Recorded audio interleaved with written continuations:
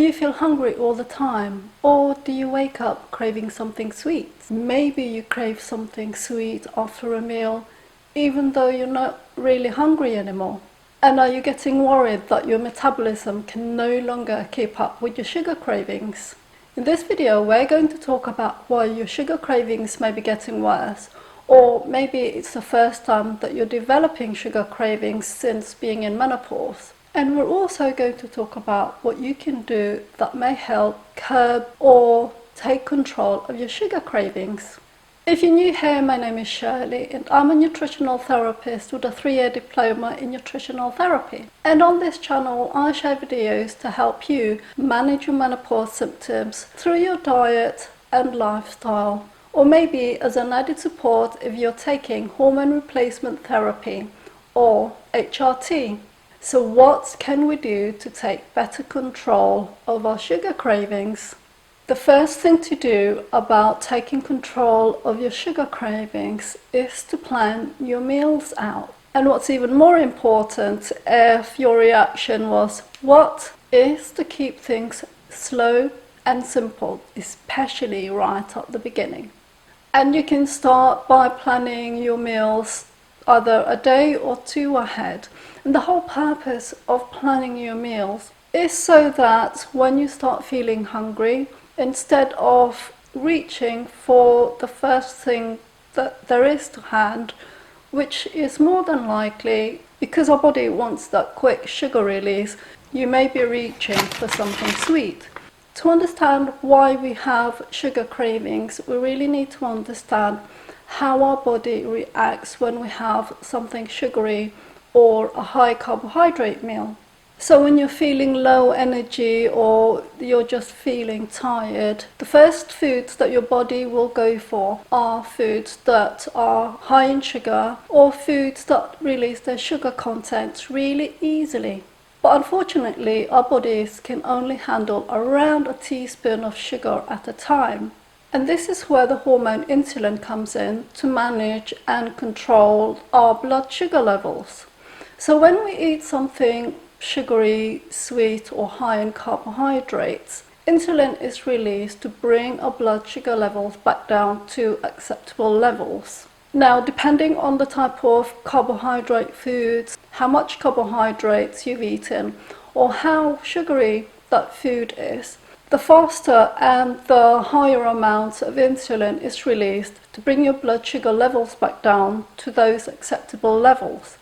And this will have an impact on your energy and generally how you feel. You begin to feel tired, you've got brain fog, you may feel shaky or irritable. You may find yourself waking up in the middle of the night and not being able to get back to sleep again. You may wake up feeling anxious with heart palpitations, and you may be craving sugar or something sweet. And this is known as a sugar crash.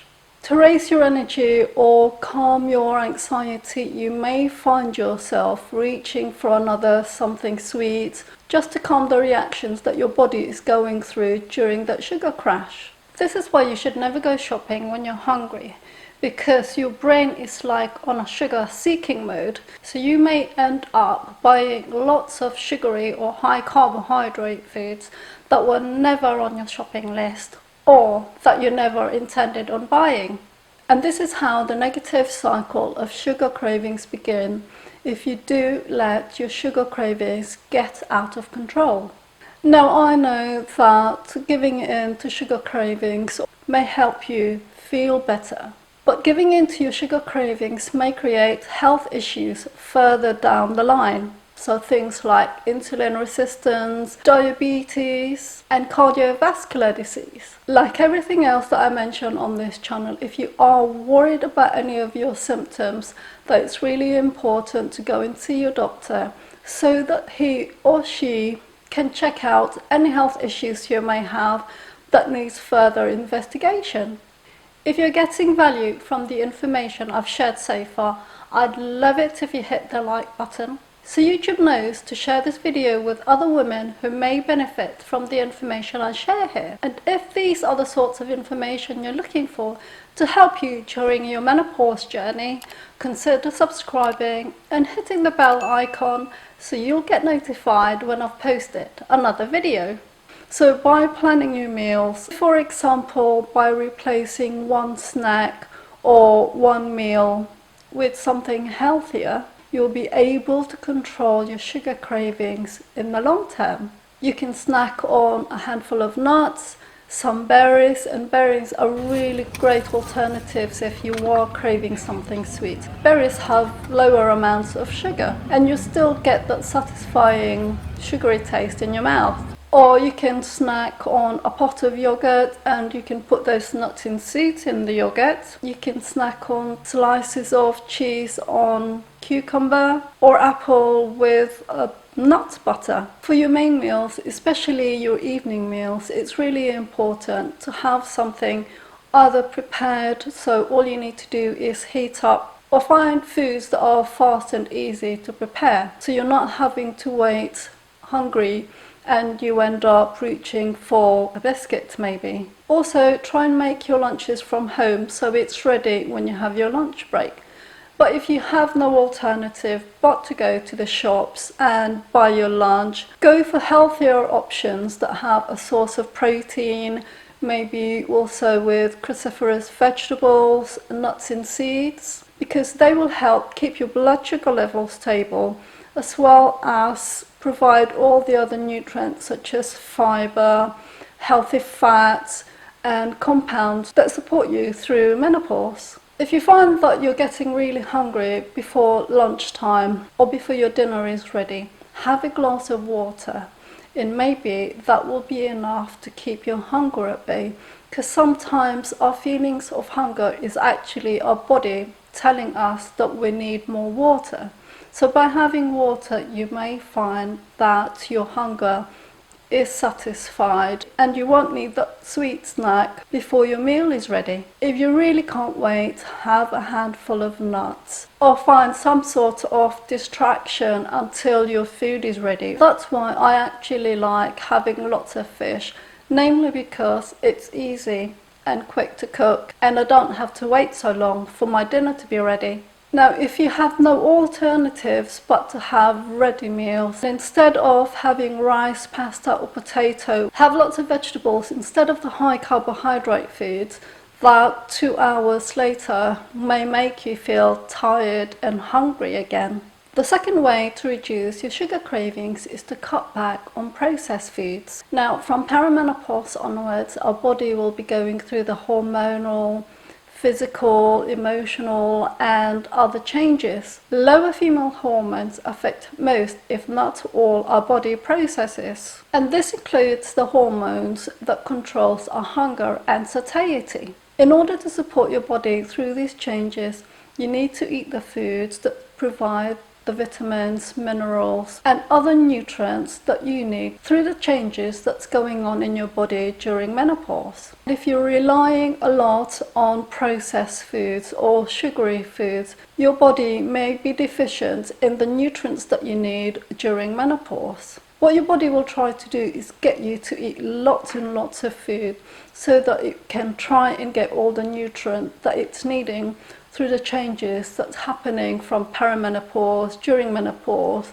and post-menopause. And this is probably why you find yourself feeling a lot more hungry or developing sugar cravings or cravings for other foods, because your body is making you eat more food to try and get the nutrients that you need through this life change. The other thing with processed foods is that they're created to give you something called the bliss point. These foods are purposely made to stimulate areas in your brain to release these chemicals that makes you feel good. And this is what makes you develop not just sugar cravings, but also cravings for other processed foods. One tip that may help you with regards to curbing your sugar cravings or other food cravings is to think about what types of foods that you're craving, and that might give you an idea of the type of nutrient that your body is looking for. So for example, if you're craving cheese and crackers, it may be that your body is wanting a source of calcium.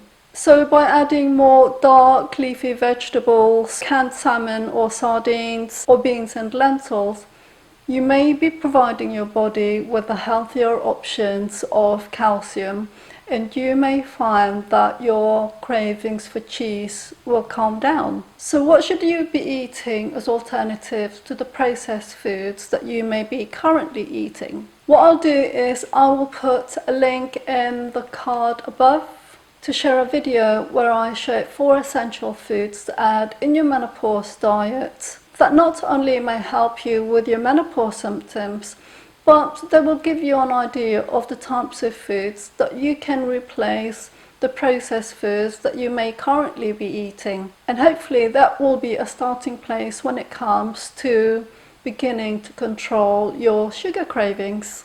The third way that may help reduce your sugar cravings is to take control of your stress levels. The hormonal glands that controls our stress levels are tightly linked with our appetite. So you've probably found that when you're going through extreme stress that you just don't have any appetite to eat. But when it comes to our day-to-day stress levels, those constant releases of stress hormones may make it easier for us to turn to food to calm those stress levels down. These constant releases of stress levels that really makes you want to eat high calorific foods. When you are eating these sugary or high calorific foods, what they do is to stimulate areas in your brain to release those feel-good hormones. And this is why this day-to-day constant stresses will make you turn to food, because of the release of those calming, feel-good hormones. In the end, you'll want more and more of those sugary or processed foods just to give you that same feelings of comfort and feel-good feelings. And this is where those cravings for those sort of foods may begin. And it's also why it's really important to find ways to calm your stress levels down. If you're at work and you're able to get away for even to the toilet just to go and take a few deep breaths, and maybe that will help to calm your stresses down. Ideally, we should try and avoid sources of caffeine to get us through those stress levels. But if you really feel that you need caffeine to get you through those times of stress, try having green tea or matcha tea. They have lower amounts of caffeine at only about 2 to 4% of caffeine compared to normal tea or coffee. The other benefit of matcha or green tea is they are sources of something called L-theanine. And L-theanine is basically a non-protein amino acid that has been shown to reduce stress and calm the nervous system. There are other teas that you can buy that may help calm your stress levels and calm your anxiety down. But do be careful when you are trying these teas and do your research, especially if you have health issues or if you are taking prescribed medications, because some of these teas may react with the medications you may be taking, or some of these teas may not be suitable for you if you have certain conditions that may be contraindicated.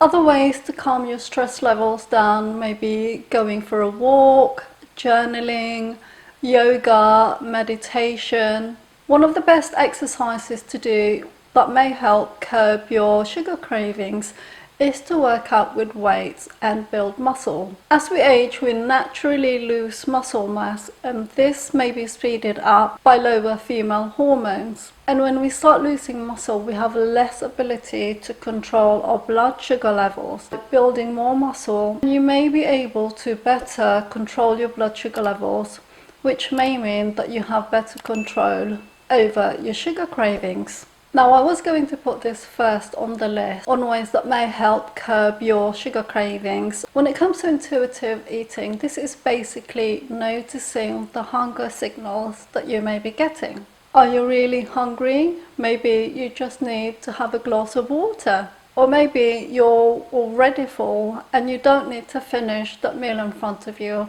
or maybe you don't need that dessert. When we are intuitively eating, we listen more to our body or what our body is telling us. And if we feel full, maybe we don't need that dessert.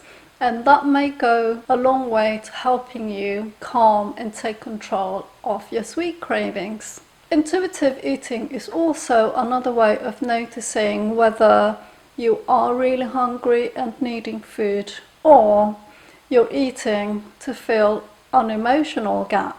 By being more aware about your feelings about food or the food you're about to have, you may be more able to notice the effects food has on your emotions and your body. And this may help you to make better decisions as to, do you want to have the short-term satisfaction of eating that food and having those feel-good feelings due to the chemicals being released in your brain? Or you can decide whether the weight gain, the hot flushes, the fluctuating moods is worth having the short-term satisfaction. These really are the sort of things that goes through my mind. Do I want disturbed sleep tonight, or do I want the weight gain? Do I really want the hassle of hot flushes? Well, no, not really. So I'll have a healthier option, so maybe that will be a handful of nuts and a glass of water, than have to cope with all those menopause symptoms that gets worse just because I'm having an extra treat. If you're wanting more ways to calm your stress levels down through your diet, one of the best things to do may be adding more magnesium-rich foods in your diet. Magnesium is needed for around 300 processes in your body. That includes regulating our moods and our stress levels. To find out how magnesium-rich foods may help you during menopause when it comes to calming your nervous system, as well as providing you with information about 4 popular magnesium supplements, check out this video.